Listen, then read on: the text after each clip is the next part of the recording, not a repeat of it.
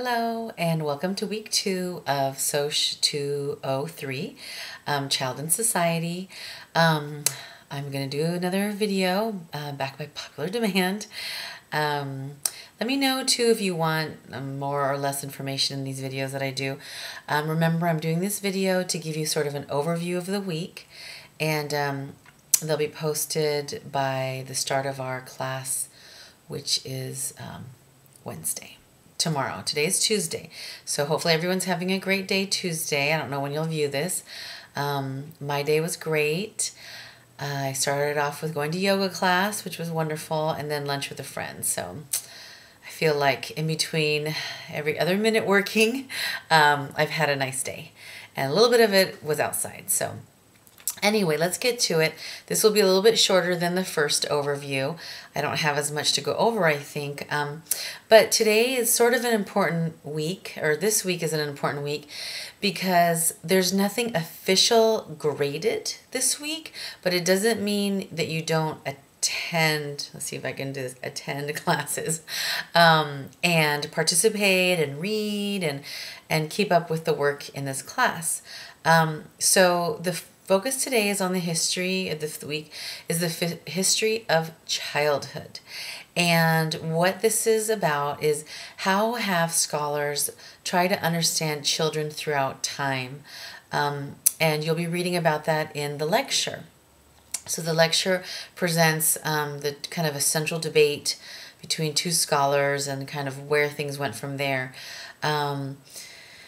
There are 2 handouts associated with the lecture, and they're posted on your Cougar courses, and so go ahead and download those. I think I'm making everything into PDF so that it's much easier for you. You don't have to worry about your Word versions or anything like that. Anyway, so the 2 handouts are about kind of a summary of different studies that have been done on the history of children in a historical period, but also another one is on a current study by UNICEF, which is on the children's well-being in the United States, and you'll see how that ties in when you read over the lecture. The reading this week, I think you're going to find them. One you'll find really interesting, the other one you'll find interesting but maybe a little bit challenging because of the medical jargon. The first one is called Lost Childhood, Lessons from the Holocaust. And it's not just looking at kids in the Holocaust, but the effects of certain childhoods on adults. So I thought that would be kind of interesting for you to see. It's also, of course, deals with an important historical period, the Holocaust. The second article I chose, one is because it's written, one of the co-authors, it's clearly a doctor has written this, a medical doctor, but Nancy Shepard Hughes is one of the most famous anthropologists you can find, current, modern anthropologist, urban, fascinating scholar, and just an amazing person. She's at Berkeley. She wrote a fundamental book in anthropology called Death Without Weeping, about child or infanticide and child death in the favelas, shanty towns in Brazil. It's about a 900-page ethnography, but man, it's worth every minute, every page you spend with it. This is not her research on that topic. However, it is about something that I thought tied really nicely with the Babies film of last week.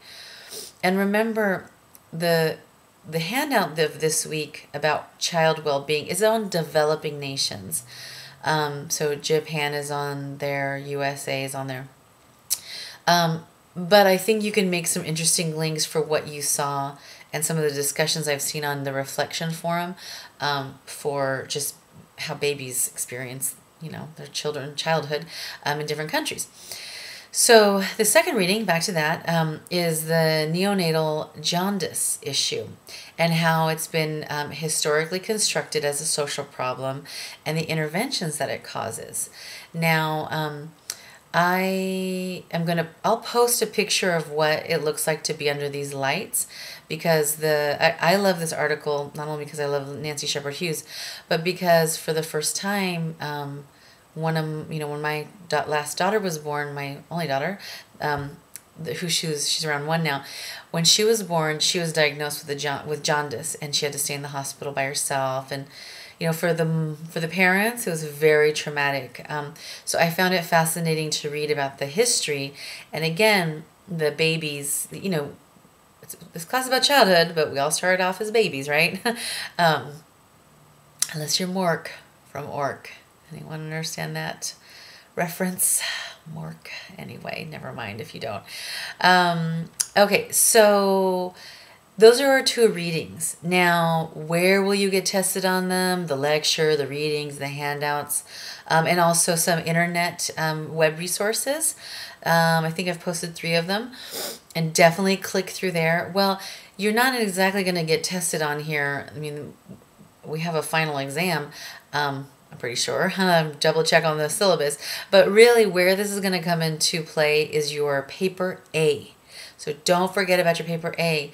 Right now, you should be already trying to find, if not already found, someone to interview, and talk to them about about their childhood, things like that. So this is the week to do it. If you haven't already done it, start your paper A, okay?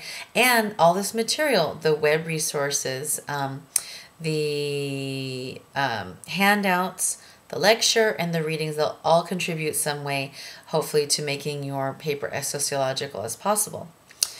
Okay, so I think that's it. That's sort of the overview of this week. Of course, there's the reflection forum, and I really like how people have just spontaneously already been kind of posting their ideas and their reflections and starting discussions. This definitely counts as your participation in the online class. I hope you enjoy this study. I have one of the web links is a gallery of photos of children across time. I think you'll find that interesting to click through. There's some really short, a really short essay on some of the things that I've talked about, but done in the UK. So I think you'll find that interesting. I just think you'll find it all interesting. And I want to remind you that the week 1 material also can be used for your paper A, because you have different cultures, different things like that.